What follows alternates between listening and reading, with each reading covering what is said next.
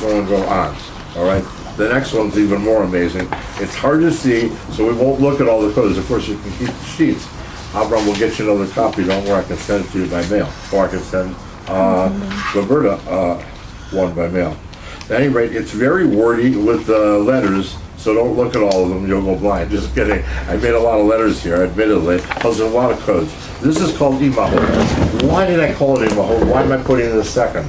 Because it's again about the Ola offering. It's the beginning of the Parsha, and also it has many codes in it that are similar to what we had before. Before we had the Avot, at least in number, we had them there, but this time we got a special lady who's a player. It's Rivka. So Rivka, not Roberta, but Rivka, starts with an R, it's simple, okay. Rivka. What is your Hebrew name? My Hebrew name, I have a Yiddish name. It's Razel. Razel, yeah. Razel okay. Chaya. Yeah, Rose is a lot of times called Razel. Your family calls you that. My house. Razel. But they called her Rona. Well, they call, well, my great grandmother called me Razela. Oh, that's nice. Right. Okay, so we go to the last page, 3E. Without looking at any of the codes, I'll show you one of them just real quick. So if you look on the page, a small one, you can see right away, on line Hay. Line Hay is about 3/4, even more down on the page, and it's backwards, show you that it's backwards. It's Resh Beit Kuf, right? But that's really a Hay. I know it's a Kuf that I put because I'm not going to spell out Yud Kei Vav Kei by putting a Hay there, because that would be God's name, and I'm not allowed to take God's name in vain, so I would not put the Hay there. Some rabbis would, some people would, but I don't. So it's Rivka, it's really a Hay. So Rivka is coded there with how many letters skipped there? That's 5. 5 letters skipped, very good. She can do it by just looking at something. Right? So 5 letters skipped. Right? 5 is an easy one, right? So there's 8 times. This again, we're talking about, this time we're going to chapter 2 just slightly here, as I did just for 1 or 2 of the codes. But it's, how many skips? 8. 8 different skips. 8 different codes are here. So I looked at their skips. The skips are 5, 6, 12, 18, 27, 42, 46, 98. The total is 254. It's an interesting total. It's 2 times 127. 127 is the number of years of Sarah, which is the grandmother of what do you call it? Oh, sorry, the mother-in-law, thank you, of Rivka. And some say actually was Rivka, or became Rivka, let's say, in Gilgul, very important. Related with the 127, I'm not going there now. Not an important part. The important part is I want to look at every skip code. This time I'm doing all of them.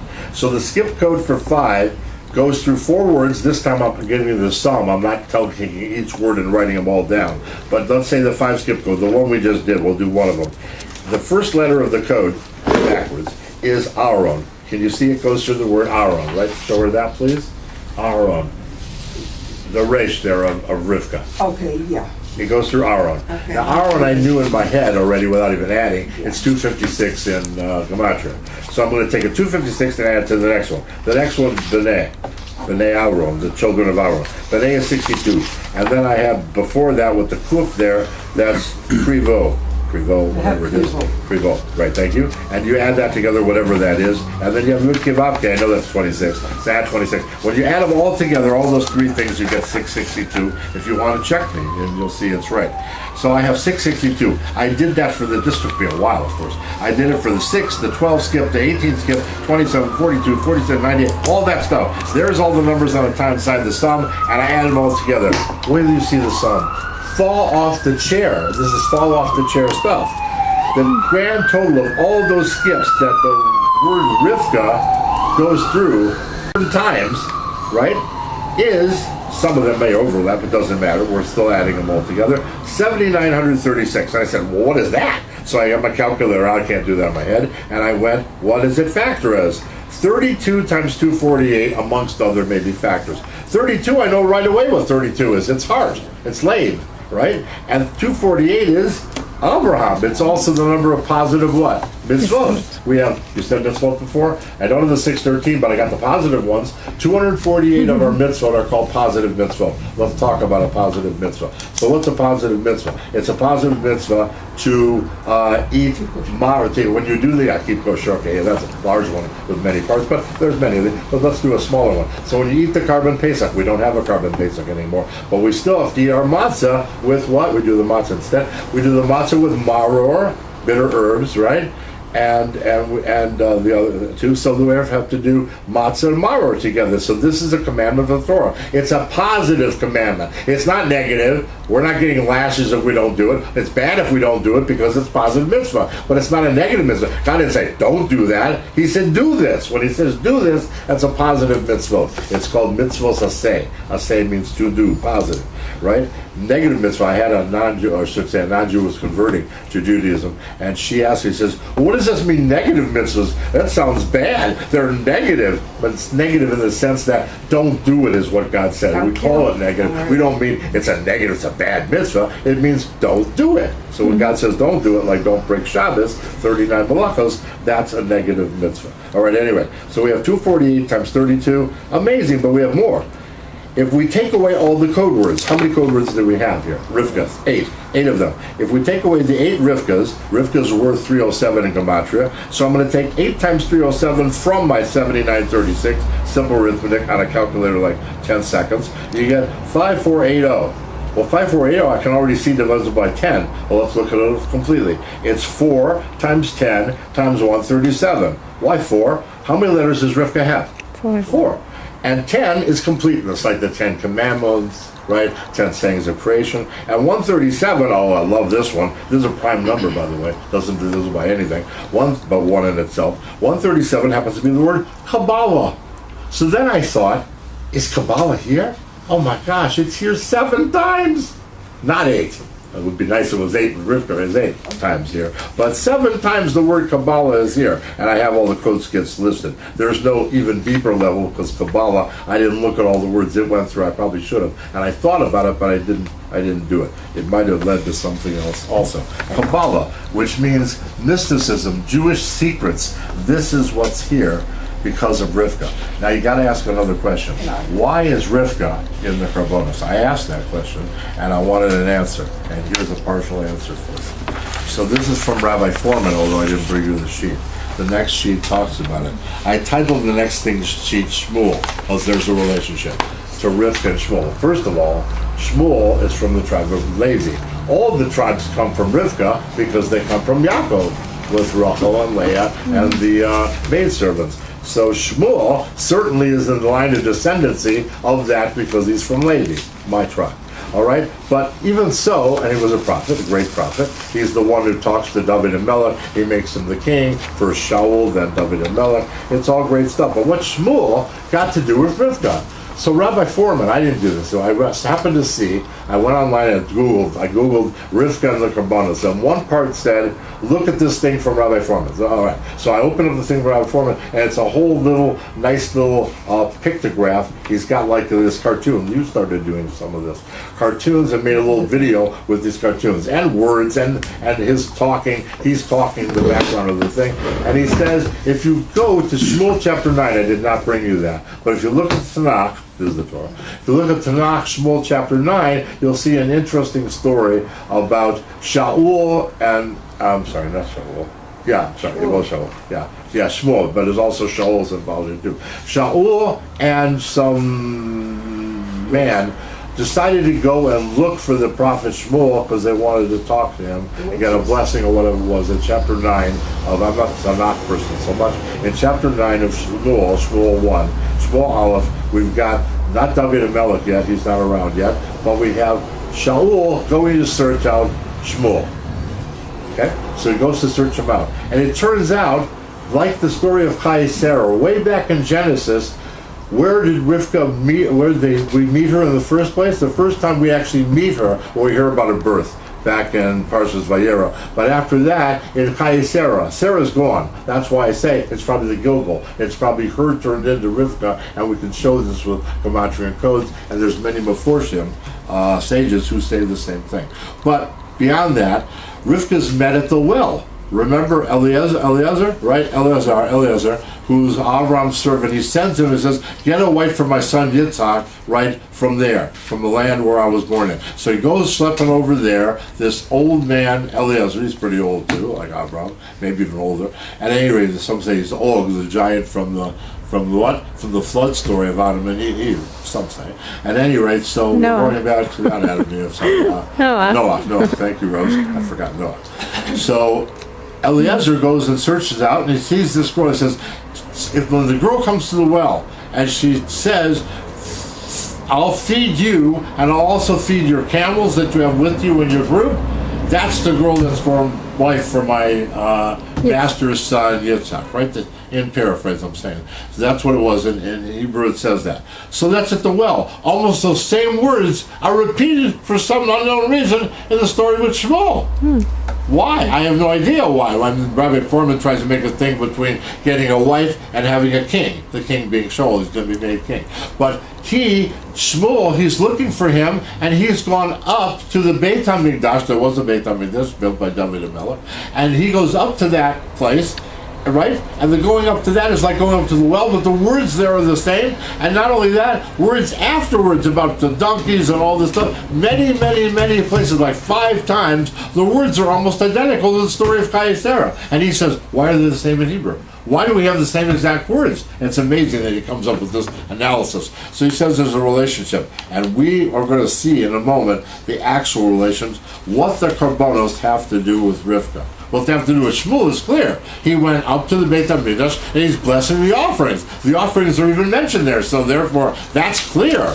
How do we know, though, that the other thing is clear? Yes? You have the same exact words when Abraham took his son to the Akedah, right? And the same exact words when he sent his other son, away.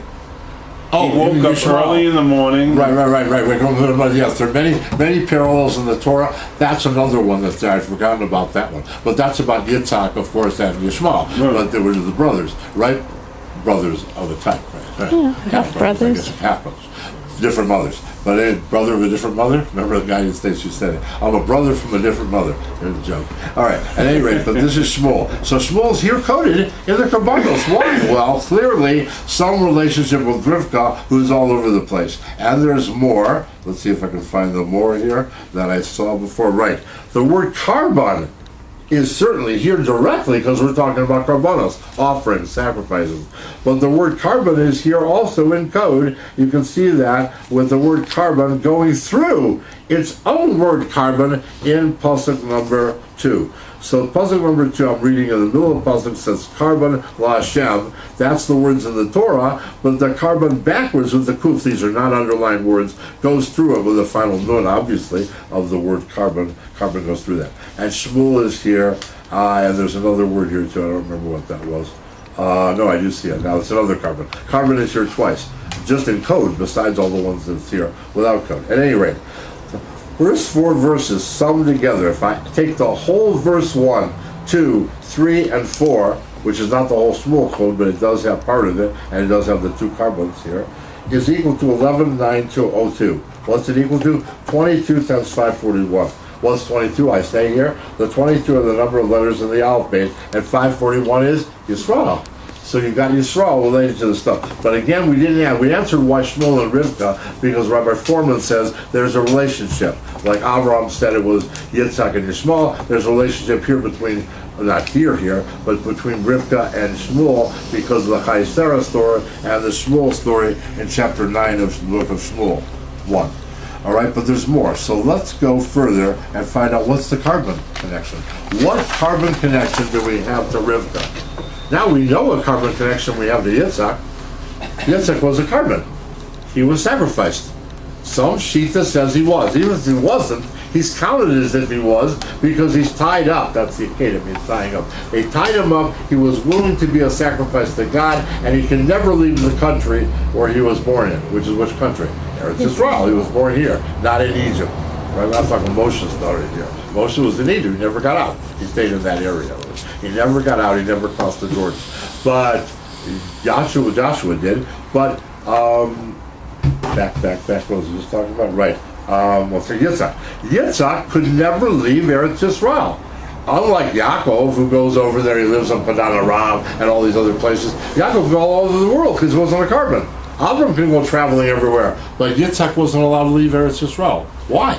Because he was a carbon. Even if he wasn't really shechted, or if he was, either Shita, either a story, he was brought up as a carbon, so he can never leave the land of Israel where he was brought up as a carbon. Har Bayit, right, with your story. You like that story, I know a lot.